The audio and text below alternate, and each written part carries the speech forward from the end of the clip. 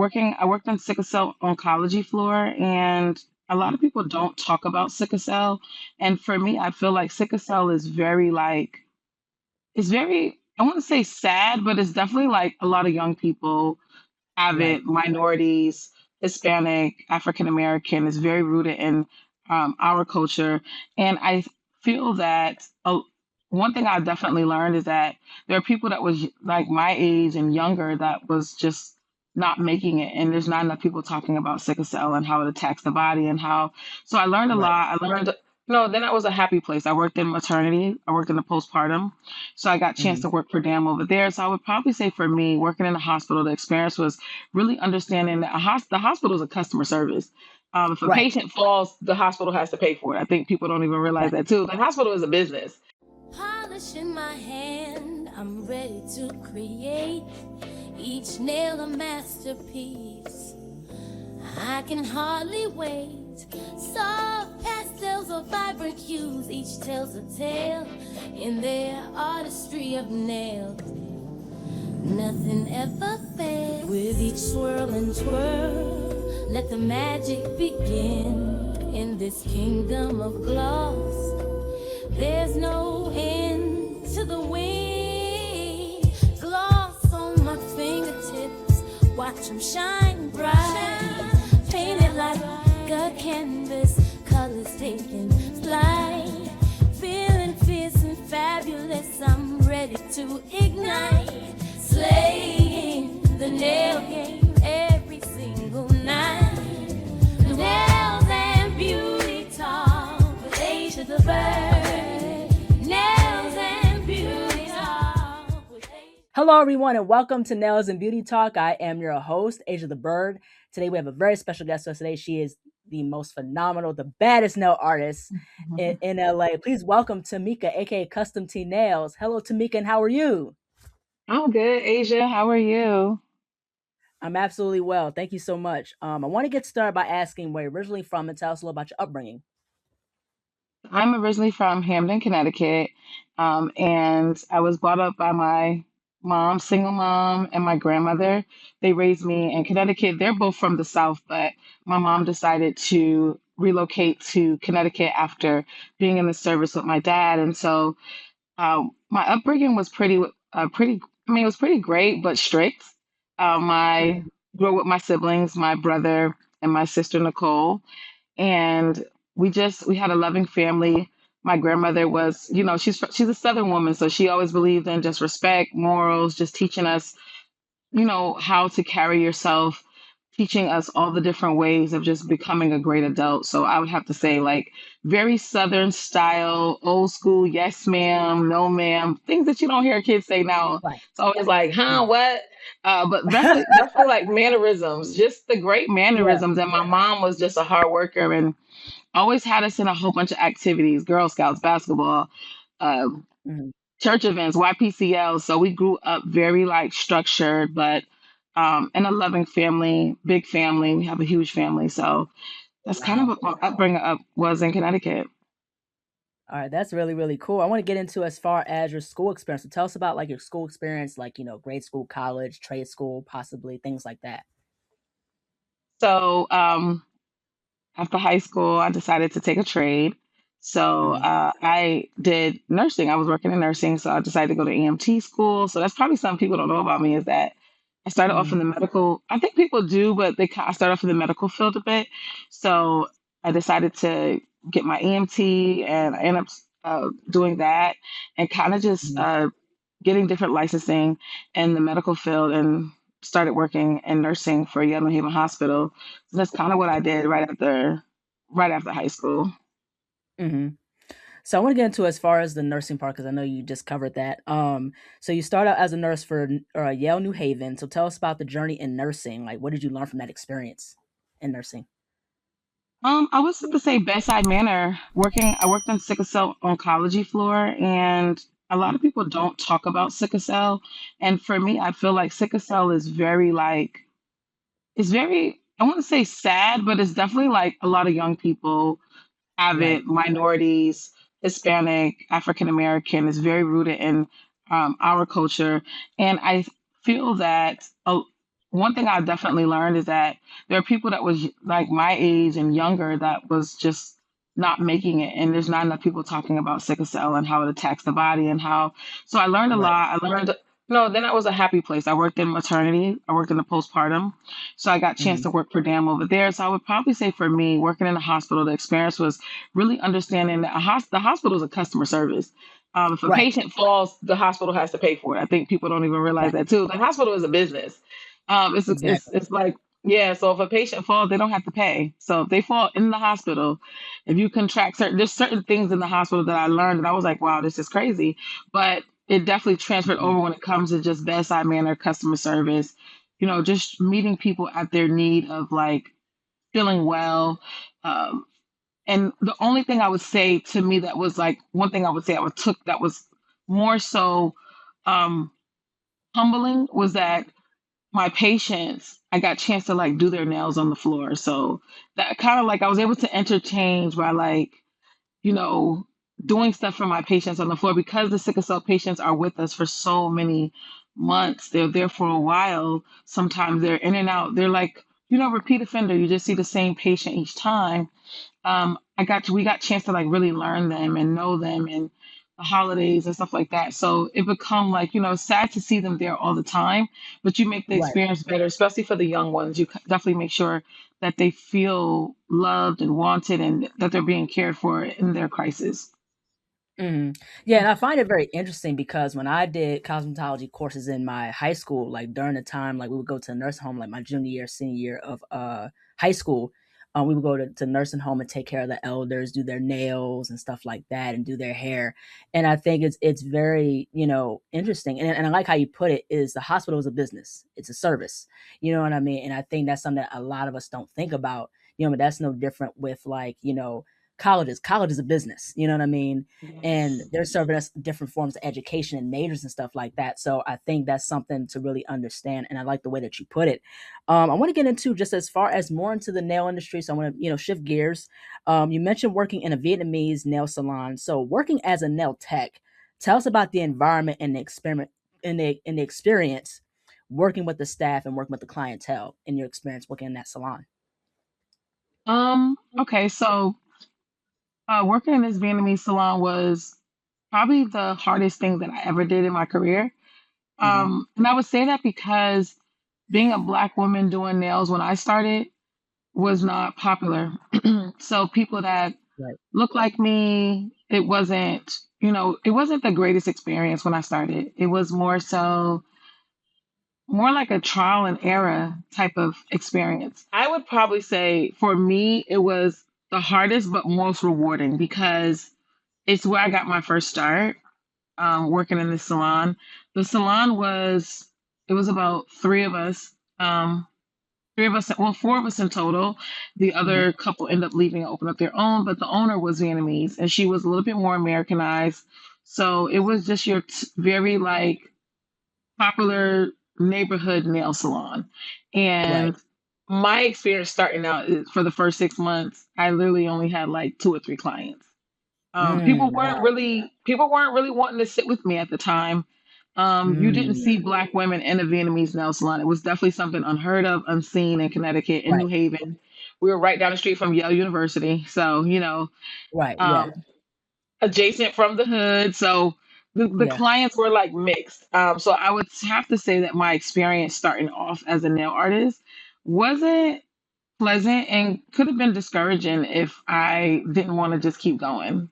It wasn't the greatest, but once it did get started, once I would say fast forward to maybe like 2000, I would say like 2008 when I was known for Mhm. my Barack Obama nails right in that salon. Um, Yeah. my experience started to grow a little bit better. The neighborhood started talking, yo, it's the black girl that work at TJ's. That's the name of the salon. It was funny. My Mhm. initials, but not my salon. There's a black girl that work at Yeah. TJ Nails. That was the name of the salon, TJ Nails. And so people just started talking about the black girl that worked at TJ's. I didn't have a name. They didn't say Tamika. They didn't Right. say, Mhm. I don't even think my name was Custom T at that time. I don't even remember what my name was, but what I called myself Mhm. at the time, I probably just identified as myself at that time. But Mhm. my experience wasn't, it was definitely trying, I would say that. But later on, Ended up building a great clientele in Connecticut, phenomenal clientele, and I love my clients. Shout out to my CT client. But it turned out to be great. It ended up turning out to be great as far as how I built myself, how I made a name for myself. People started to come to me. I did that one client that just Right. decided to tell, Mhm. just start to do all the word of mouth, and then I started to build clientele, and then I Mhm. spent 7.5 years there. Wow.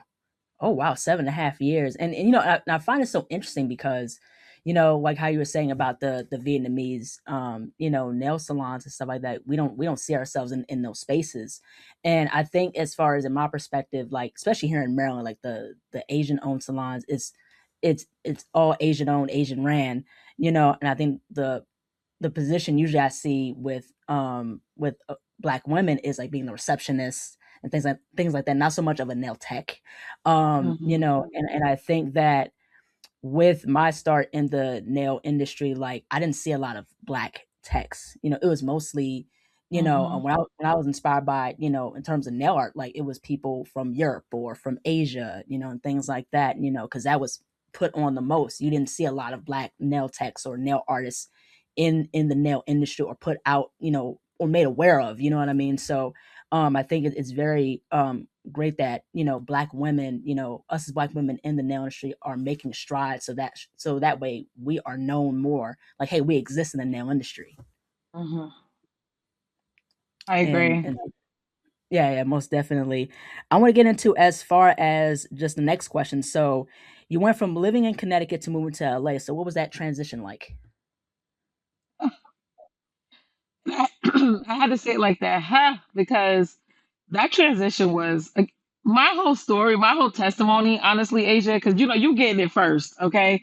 And I'm gonna drop something on you. I'm gonna drop something on your show that no one's going. I'm dropping something that the world is gonna find out right here first. But Okay. I have to say, my experience from California to LA, another trying situation, another Hmm. battle for me. Um, and Hmm. they always say God gives the hardest battles to the strongest soldiers, but I was like, Lord, you can release me now. I would say, okay, so from my experience, Connecticut wasn't a licensing state out of 50. Hmm. So when I got ready, when I was on the show Nailed It, that's when I learned that my certificate didn't do anything. I thought, oh, okay, I went to school, I got the hours, worked out, the My Lady book. I thought that I was able to just go ahead and apply for my licensing. They was like, you don't have a license. I was like, what? And I'm thinking that this certificate Hmm. is a license because the hours, the book, all that stuff is the same. But I didn't realize Right. that Connecticut didn't have a state board. But you don't know unless you, I mean, like, I don't know I didn't know that you had to take a state board because that's not something Connecticut requires. So my transition to Hmm. California started off with me having to go back to school after I had already went to school, go back to school a second time, obtain hours in Connecticut.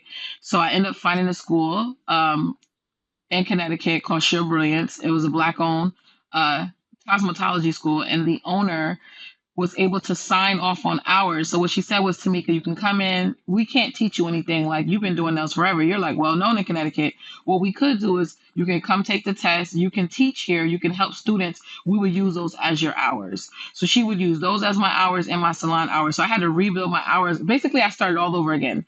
So I Oh had to go wow. back. I just did everything all over again. I did the hours. She signed them off. And then it was the only year that they could transfer. So this was in 2014. They could transfer hours from one Hmm. state to the next. So that was the last year they will allow acceptance from hours from an accredited school. So that's pretty Okay. much how it started. Is I got my license back, and then I went to California to take the test. So I took the test, flew down to California, and the test was like a week after my episode aired on uh, Nailed It. So I was Oh literally wow. going through. So even though I was on the reality show competing, Yeah. I was also studying how to do nails. So I was on a reality show competing for $100,000, but also, Hmm. so that transition to California to me was one of the hardest because of having to go back and get my license. So I ended up going to California, going through that whole turmoil. And to make it short, I ended up getting my license in 2015, March of 2015. And then I had my going away party August. I was ready to go. So I had already started.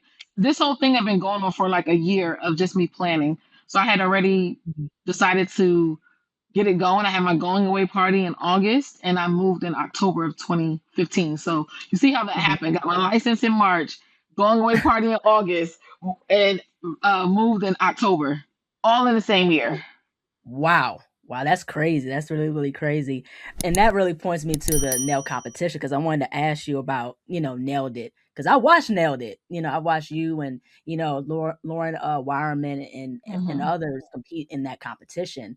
And I was like, wow, like y'all competing in this competition doing different types of nail art designs and everything like that. And I think Tom Baychek and Jan Arnold were judges and things like that at the Hmm. time of that show. And it was hosted by Adrian Ballon.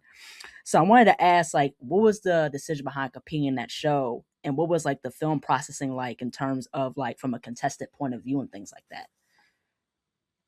The show filmed out in California, so they flew us out to California, and I mean, obviously, the process of the show was to get onto the show was like Mhm, crazy. Someone reached out to me, and I think it came from Next Top Nail Artist. From being in that competition, then led mhm, me to, and I went up to New York to do my interview. So I took the train up to New York, sat in front of a room full of people in a boardroom, really nice, and mhm, end up going through the different levels. So you had to go through the different levels to be on the show. You had to sit in front of a room full of people that was a big screen with a whole bunch of people on this screen. So once I mhm, was selected for the show, and we filmed in California, so it was a production team. They had us stay in different hotels, so they had the contestants be apart from each other. So like I was competing mhm, against China Nails from Florida, and then Tao, who is in North Carolina. So I got mhm, chance to so they kept us apart. We couldn't talk to each other. We couldn't like they didn't want the contestants connecting with each other. Um mm, and so the filming was just intense and it was in real time. So mm. they said that the clock was 20 minutes. You needed to do whatever the challenge was, you needed to do it within the 20 minutes. I got sick on Ooh. the show, which was horrible. I Oh, had a migraine. Got sick on the show. They don't show that part. They edited all that. But oh I wow. I had to end up getting a construction mask because the smell of the monomer was making me sick, even more sick. Mm. And of course, they showed me in China arguing because China was like, she faking. I'm like, I don't fake a migraine. And then, of course, Right, like people who knew me back home was like, she really got migraines because my clients knew that I suffer with migraines. So it was right. just crazy when it happened on the show. But I would say the experience of the show, you can never take that back. Like it was definitely crazy, but it was rewarding because it just like showed me the level of pushing myself to compete in such a I mean, it was televised nationally on Oxygen, so it was rewarding. Um, Crazy. I Mhm. almost got kicked off the show because of Connecticut, though. Almost, Mm, just about. wow. Yeah, because of Connecticut's laws, I almost got kicked off the show. Wow. Okay. Wow. Wow. And the thing what I find about the competition, you know what I mean? And I think the thing about you is you took the leap of faith and you said, hey, I want to give this a shot in terms of competing, on a televised TV show such as Nailed It. And I think that's really inspired me to get into, the competitive aspect of the nail industry because looking at the issues of Nail Pro, I would look at the competition section and look at the crazy nail art and things like that. And of course, in those competitions on the competition floor, you had a certain amount of time to complete those tasks of, Hmm. of a certain nail, like fantasy nails and things like that. And so, I competed in Nails Next Time Nail Art season 8, and it is a lot of work. It is Hmm. hard, Hmm. but it is rewarding, but it definitely challenges you a lot as far as your artistry and how you could take your artistry to higher heights. So that's something that I Yes. think I found that was rewarding. Yeah, it's definitely rewarding, and I personally feel that like the challenge is like the one. There was one challenge that was 6 hours. That's the challenge that I had got six. I had lost some time, but you had a lot of hours to complete. Your challenge and your nails and create different looks. Um, but it was definitely like you said, it's a lot of work. So you have to be Yeah. mentally ready for it, and you Yeah. have to be strong enough to be able to withstand defeat. Like if someone they're like, no, you're going home. Like you have to be able to withstand that. So if you're not a person Yeah. that can withstand denial or defeat, then a competition is not for you. But I would tell anyone, try it. because life is always gonna bring defeat. It's always gonna bring all that. So Right. you gotta Definitely. try it. If you don't try it, you don't know. Because I feel like that show opened up doors for a lot of people.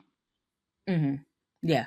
Yeah, definitely, most definitely. So I want to get into as far as your business, Custom Tea Nails. So tell us about your journey as a nail entrepreneur, but also your experiences working with celebrity clients such as Saweetie, Taraji P. Henson, Quinta Brunson, and other celebrities. Wow, custom T nails, the brand, me. I think you are the brand, right? How you walk, how you carry yourself. So custom T nails is all things Tamika, like how I carry myself, the luxuriness of my brand. I know people be like, "Oh, Tamika, you love bling, you love this."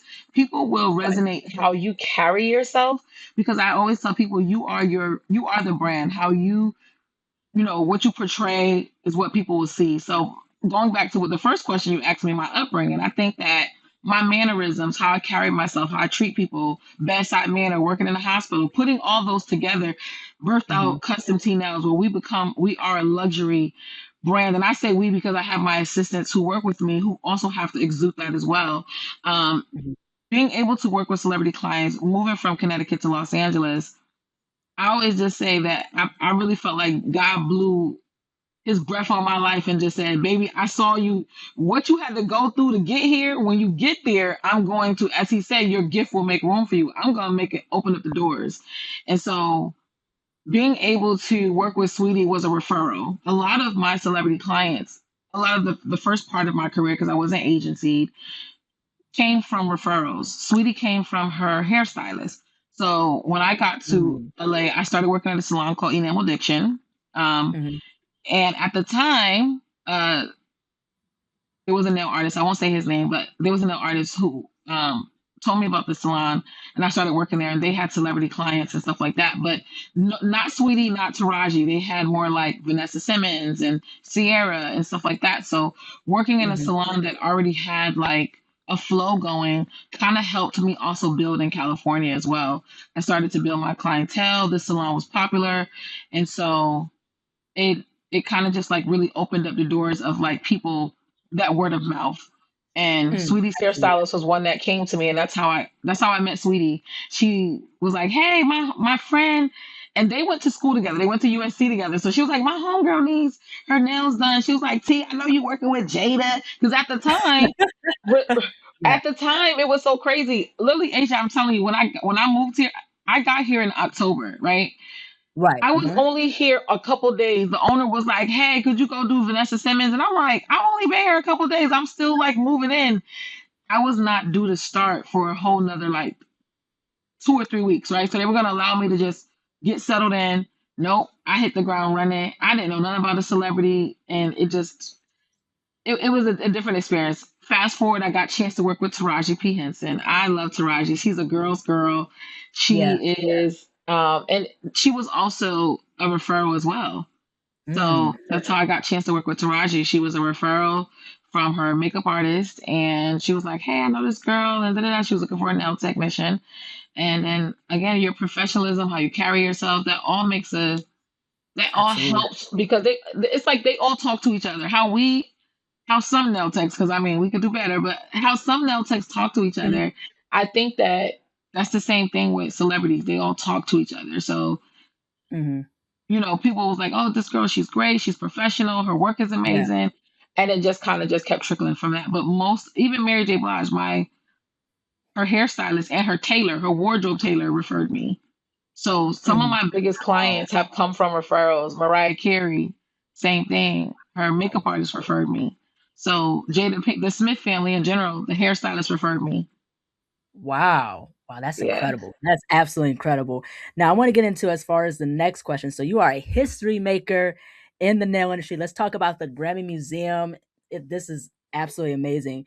So the nails that you made for Saweetie were featured in the Grammy Museum in honor of hip hop history. So what was your reaction just as far as your nails being featured in that museum? Like that's amazing. I'm still pinching myself to this day. Okay, because the nails are on the road. The exhibit is now on the road, but Oh, wow. it's on the road, which I don't think a lot of people know. Right now, it's in Tulsa, Oklahoma. So I mean, I'm sorry, it's in am I saying that right? No, it's in Okay. Oklahoma. So being in the Grammy Museum, I'm still pinching myself, but I say to myself that if I said, Lord, just use me as your representative, because at this point, I feel like I'm representing the nail industry. To be a part Yeah. of 50 years of hip hop, the mixtape exhibit was phenomenal. And to see our work, they wanted to do a replica of Sweetie's nails. So they were specific with the type of nails they wanted, but it is such an honor to be a part of the Grammy Museum. The Grammy anything Grammy is huge, but the museum, I don't Yeah. know, is really beautiful. They host a lot of things in that museum. The history in that museum is amazing. There's 4 floors. There's a Michael Jackson floor. Then they have the hip hop floor. So to be in there, to actually be featured on a floor in that museum is crazy. Obama has been to that museum to visit. Celebrities host stuff there all the time. They have a Oh big wow. theater room that they have. Little Nas X had his documentary at the Grammy Museum. So the Grammy Museum is often used, and a lot of celebrities host things there. So for little old me to be chosen to showcase my work, what I love, the artistry, because I love all things. I'm such an East Coast girl. Give me all the crazy. I love the crazy nails, even though they wanted them to be more like black and gold, very like you know Yeah. hip hop. They wanted very hip hop. I put Gracie J's bamboo hoops that she has. I put them on the nails to kind of just, just it was just an experience. I would say it's a phenomenal experience, and I'm super, super, super honored to say that have been in the Grammy Museum, and now the museum is on the road, going different places. And I'm just shout out to Jason and Felicia for finding me and reaching out in the DM, because this all went down in the DM. We made it to the Grammy Museum, y'all. The Grammy, my nails are in the Grammy Museum. Sweetie's nails, my art, I know that's right. my canvas, hello. This is what y'all be mad at. But guess what? Big mad. I'm in the Grammy Museum, so stay mad. That part. The nail girls get it. And guess who we right by? Who we by? Tupac. I know that's right. Tupac. An official letter, handwritten. Tupac. And only the and wait a minute, sweetie, you the only female in this room with Lil Wayne Grammy, Flavor Flav. I know that's right. Tupac, Sweetie. Okay, hip hop history, baby. Tap in. I know that's right. Yeah, that's really, really incredible. Like, your nail art is in that museum. So congratulations to that. That's really Thank amazing. you. I want to get into as far as nail gossip. So you have your show called Nail Gossip, and you've interviewed people like MJ Nails, She's Polished, Marie Nails, and more. So what made you start Nail Gossip? Started Nail Gossip in 2018, way before a pandemic, way before people were going live. I felt like I needed a platform for us to be able to have conversations, candid conversations. There was nothing really out for nail artists to really express themselves, to honor people, and not just nail artists. I wanted to do fashion. I've had a former NBA player and his wife on there, Ryan Gomes, and his wife she was my client here in LA. So I was able to interview people that I love, Dondria Nicole, R&B artist, we love her. So, like, Yeah. I feel like nail gossip was a place for people, because it's nail gossip, but we ain't talking about your baby daddy. That was the hook. You need a good hook. Yeah. So that was the hook. And so Mhm. I wanted a space for us to be able to have a conversation, for nail artists to be able to engage with people who they won't normally be able to talk to, because MJ is quiet. She don't know nobody, barely. I love my girl. MJ stay in her lane. She's really talented, but I'd be Yeah. like, girl, you need to come out. Do you know who this person is? Do you know this? So I felt like it was a way too for us to really connect. People love MJ. They see her all the time, and I was like, MJ, you have to get on here. You got to talk. And then same thing with Angie. Angie's kind of quiet. Like, she's a powerhouse behind her work. But I'm like, you need to come to the forefront. People want to hear from you. They want to ask you questions. They want to Right. talk to you. So Yeah. realistically, it was a way for me to really get the nail community to be able to see the people they love, put them in front of the camera, and be able to have interaction with them, and for us to have a safe space to be able to have candid conversations. Yeah, absolutely, most definitely. And it was really cool to see that you included, like, She's Polished Angie, and I had Angie on my show, and she's very talented, phenomenal. MJ Nails is absolutely phenomenal as an educator as well, and her stiletto nails are on point, consistently. And the thing is that what I like about what their platform is that help other Black nail voices. You know what I mean? And that's something that you know I like doing too is to uplift us in the nail community because that's very, very important. I think it's very important to uplift each other and to really build community within each other, and to celebrate each other as well. And so it was really cool that you did that to incorporate other nail artists who are talented within their own right as well. And I want to get into this other question as far as just with the nail industry and your point of view. Do you think that Black nail pros and educators get enough credit and respect in the nail industry? Why or why not? Absolutely not. We don't get enough. I would say one. I'm a even though people see me from the outside, I don't think people realize how much I fight for in Hollywood for us to be recognized, for just Hmm. nail artists in general, but being African American as well is like we're Hmm. never tagged in some of the posts. You'll see, Right. if I'm talking from a Hollywood perspective, we have to fight just to get tagged on the post along with hair and makeup. They'll post the hairstylist, they'll post the makeup artist. It's so crazy because I was just watching an interview and I love her and I think she's amazing. And she was like, oh, today is, the Oscars was the last award show of the season. And so she was like, oh, this is the last award show. And that was Cheryl Lee Ralph. She was going through thanking everyone. And she did not thank her nail artist. She thanked the hairstylist, the wardrobe, the people. She thanked everybody, her whole glam team.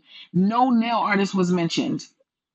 Respectfully, no, Right. I don't Right. think that. And I think as a black woman in nails, black women just in general, not even just in Hollywood, I do think that, no, there's not enough recognition. And I don't know if it's because Right. Agreed. people don't always stand up, people don't always support each other, they don't always, I feel like we have to show each other love first in order for others to do it, right? So when you are Right. showing other people love, like I posted Mary and I literally broke down every vendor that I used. Two of them were black nail artist brands, and that was Nails by Nicole J Hmm. collection. And we used P10. We used her Bloppy gel that she just came out with. But I love their stuff. They have great brushes and she's got great gel. So I wanted to be able to, I'm always trying to incorporate how I can put us into the conversation, even if it's just showing the product list, right? Shout Right. out OPI all day because they sent us a free product, but it's like, come on now, like, and we love all those brands, but I think that when we Hmm. pay homage to our own, then the people tend to recognize us a little bit more. But no, I don't. I absolutely don't think that nail artists, especially black nail artists, um, in the industry, is supported the way we should be, and we definitely don't support each other because I have to just Right. say it, and I'm just gonna be candid on here because I really do not care. But I reached out to a nail artist. There's a lot of times nail artists celebrities will need a nail artist, especially Sweetie, right? For instance, Sweetie, sometimes if she's out of state or if she's going somewhere, I will find a nail artist for her. I do not get paid for that, but I love it's about relationship. It's not about payment. I love Sweetie down. I don't want someone to go and do her nails and jack them up. So it's better for me to find a nail artist because I know what I'm looking for versus her team go find a nail artist, right? So I'll Hmm. reach out to a nail artist. I've done it. I've reached out to different nail artists. It's so crazy because some of the black nail artists I reach out to, they have stank attitudes. And I was really, really hurt when this one nail artist who's out here, and that's Claus by Dior. Like she was stank. Not her Hmm. specifically, her mother. I ended up finding Hmm. out that she said she was her manager. I reached out for Sweetie. I always reach out to the nail artist. I let them know like what she likes, what she doesn't like. I break these things down to them. And Hmm. I've had such great experience. Elise Nails, all the way, I believe she's in London. I reached out to her for her. She was like, oh, sure, no problem, T. I reached out to Tiny Luxury. Amazing. I went through, Yeah. we talked what she likes. It's just, we cannot treat each other that way because the world will not respect us. Like we have to start, like the way that lady's mother ended up finding out it was her mother. The lady was calling herself her manager, but she could be her manager, but she didn't. The way she was talking to me, it gave too personal. So of course I'm like a detective. I went on a deep dive and said, oh, this is her mother. And then when it was brought to her attention, she was just like, oh, she can text my assistant. Why would another nail artist text your assistant? It was just like those are the type of issues, and I'm so sorry that I just bought. I have to be honest, right? I have to keep it candid because It's Mhm. the only way we can become stronger is that, we have to be able to respect one another. And if we don't do that, no one will respect us. No one will be able to. We can't grow past that. But then you Mhm. have beautiful people like yourself who's showcasing artists, black, white, Puerto Rican, Asian, whatever you choose, whoever you choose to interview, you're showcasing us, which is also amazing because showing us love, NailCon, showing us love constantly. So you do get the people who do love the industry and is doing it right, who's showing that love all the way around. But it does hurt, it hurts when you reach out and you're like, okay, like girl, calm down. Because every artist I've ever had that I've had to reach out, and specifically I do that for any of my clients because I just don't Mhm. want them doing anything. I met a beautiful artist all the way in Abu Dhabi, black young lady. I found her just by hashtag. I was looking for a nail artist for Sweetie. When I tell you Asia, professional, amazing, her setup is beautiful. She did a beautiful job. She didn't give no fuss. We don't know each other.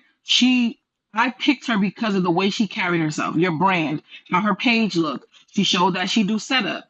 Because I'm looking for certain things. I'm not just going to choose anybody. I called Nail by Right. Tammy to do one of my celebrity clients. She was like, T, okay, ready to go. But it's how we perceive each other because you just don't know when someone's going to call you for your client. Absolutely. And it's like, Angie is working with Mary J. Blige because I referred Angie to Mary. Mary wanted a nail artist in New York. So that's how Angie started working with Mary because I referred Mhm. her. Because I'm not a gatekeeper and I don't have a problem blessing another nail artist when I know you're professional, you got great work. I knew Mary would love Right. her. They're a great duo. Angie in New York, she in New York. Angie do great work. Mary, you need to. She's like, who Angie? I showed her the page. She was like, oh, send that over. Now Angie over there killing it with Mary. But Mhm. like artists don't do that. They don't respectfully. And I say us because as black women, we got to do it a little bit more. Like I don't have to Yeah. compete against Angie. Angie has a different style than me. I love what she do. I support her. I don't, you I don't compete. I don't need to compete because what's for me is going to be for me. That was a Mhm. deep question. That was deep, but I just had to. It was deep, but it was definitely needed to be said because I feel like we don't Mhm. talk about it, and it was deep. So when y'all Yeah. watch this, just know it's out of love, but I just had to hit it. Mhm. And the thing is that I do definitely agree that us in the Black male community have to stick together more and not have animosity and things like that, and we should be about progression, not dividing each other and things like that, you know what I'm saying, and do our best to uplift each other. And I think that, that's how we help push the nail industry forward is if we stick together and support each other and things like that, you know what I'm saying? So, most definitely, I can definitely agree with that. Now, I want to get into the next question. So, as far as just with, being a celebrity nail tech and being a businesswoman, how do you balance all of that with life and mental health? Whew. Um, Excellent question. I have to decompress. So your days off need to be your days off. I try Hmm. my hardest not to come off of that. In the beginning, when I was really getting myself out there, I would come on, work on my days off. I would work all type of hours of the night because you're really just trying to get yourself out there. But I'm learning balance now because having a salon, there's sometimes that things may cut into my salon, or if I get a really big call, because Hmm. I don't just throw my client around. I make sure that my clients are, they have the support and respect of their time as their time. Right. But I would honestly say that for me, prayer. There's some days that it's tough. There's days that it's not as cute as it looks. Hmm. And I just think that you have to just take the time for yourself. And I'm learning to the balance of getting a massage. Just doing the things that you can possibly do because there's sometimes that it can weigh heavy, and if you feel heavy, Hmm. I'm here in LA by myself. When I feel really heavy, I'll fly back home so I can be with my mom and my family. It helps me to stay grounded when I can pivot. So I would just say Right. really to pivot so that way you can take care of yourself. Because if you don't, you don't want to burn out. And I feel like those are some things that you want to do. Yeah, your mic was going in and out a little bit. I know it's sorry. I'm switching it because it said it was dying. My apologies. Can you Oh, hear me oh, now? oh. Oh, yeah, I can hear you. Okay, okay. Sorry. It was It said Yeah, it was yeah. dying. It started. Okay, so we might be good now. But I personally feel that with mental health, like if you have to seek therapy, I seek therapy after my grandmother passed. She died suddenly in 2023. That was probably the hardest thing because I was raised by my mother and my grandmother. So when she Right. passed away, it broke me because I just spent my 40th birthday with her, and then 7 days later she went into a medical emergency, and then a couple days later she died on Mm, the day before Christmas, 2 days before Christmas. wow.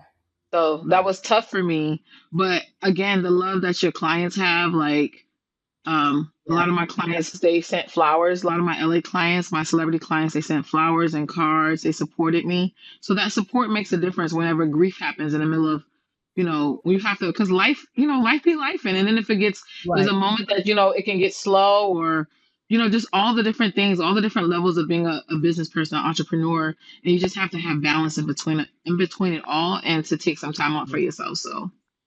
Absolutely, most definitely. Last but not least, where can people find you on social media and how can people support you and your work?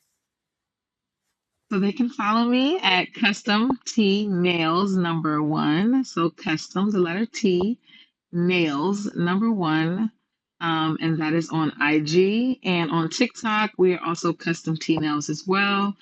And we're gonna be trying to hopefully try to grow some more things because I feel like TikTok, we need to be a little bit on there a little bit more because I Yeah, swear. yeah, But I also I said I tried to be a content creator yesterday for the Oscars and it just wasn't. It wasn't going as planned. But I will say that that's the main place that people. I'm on Facebook too, but not as much. I would say TikTok and Instagram are like the biggest, and then of course, yeah, that's like the biggest. All right, that's absolutely amazing. Well, thank you so much, Tamik, for jumping onto the show. Thank you so much for taking the time out of your schedule. I know you have a very, very busy schedule and things like that. And of course, Oscar season just ended, so definitely I can understand as far as that.